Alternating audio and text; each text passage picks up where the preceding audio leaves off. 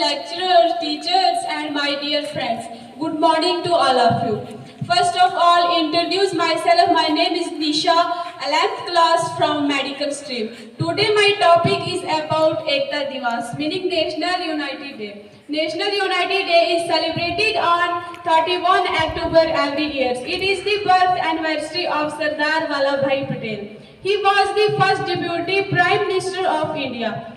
This day was started in 2014 by the Government of India. The day was started with an aim to separate the message unity among pupils. It is the best day to remember the effort and achievement of the Iron Man of India. On this day, the government also organized various programs like marathon and competitions. Many schools and colleges also conduct an essay and speech competition for students on this day. National Unity Day is essential build a strong nation. The best way to celebrate this day is to forget your personal difference and stay united always. Thanks. Principal sir, other staff members, and my dear students, very warm good morning to all of you. Good morning, sir. जैसा कि हमारे एक student ने यहाँ पे national unity day या एकता दिवस के बारे में अपने ख्यालात का इजहार किया, आप सभी शायद जानते होंगे कि नेशनल यूनिटी डे जो है, जो हमारे पहले होम मिनिस्टर और deputy prime minister Sardar Vallabh भाई पटेल के बर्थ एनिवर्सरी के तौर पे मनाया जा रहा है।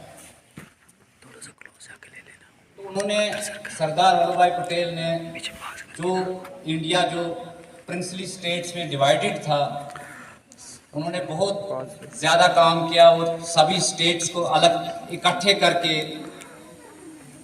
भारत में जो है वो जोड़ा और एक इंडिपेंडेंट इंडिया जो है वो वजूद में आया।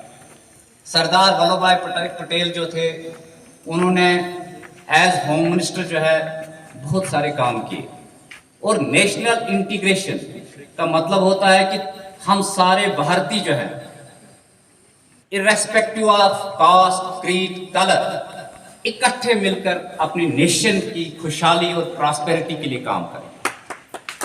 क्योंकि जब भारत आज़ाद हुआ तो भारत की आज़ादी की लड़ाई में सभी लोगों ने अपना जो है आज़ाद हम देख रहे हैं। और इस भारत की आज़ादी के लिए जैसे वल्लभ भाई पटेल और दूसरे बहुत सारे फ्रीडम फाइटर्स जो थे, उन्होंने बहुत काम किया है। और ये यूनिटी जो है, कहते हैं कि united we stand and divided we fall. जब हम नाइतफाकी का शिकार हो जाते हैं, बिखर जाते हैं, तो दूसरे लोग जो है हम पे हावी हो जाते हैं। और यही हुआ भी था इंडिया में। जब प्रिंसली स्टेट्स थी, अलग अलग प्रिंसेस जो थे, उन्होंने अलग अलग स्टेट्स बनाई, अलग अलग अंग्रेजों के चुंगल में फंसते गए, तो भारत जो है अंग्रेजों का गुलाम बन गया। और जब फिर यूनाइटेड हुए भारत, इंदिरा गांधी, ये महात्मा गांधी जी ने जब यूनाइट किया सब लोगों को, तो फिर यूनाइट होके हमने जो है आज़ादी की जंग लड़ी और हमें आज़ादी नसीब हुई। तो यूनियन इज स्ट्रेंथ, इत्तेफाक में ताकत होती है।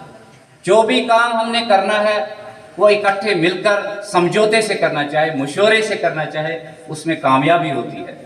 तो ये नेशनल इंटीग्रेशन का मतलब यही होता है कि सारे भारत के जो लोग हैं, उन्होंने मिलकर भारत की खुशहाली, मुल्क की तरक्की, अमन के लिए काम करना चाहिए।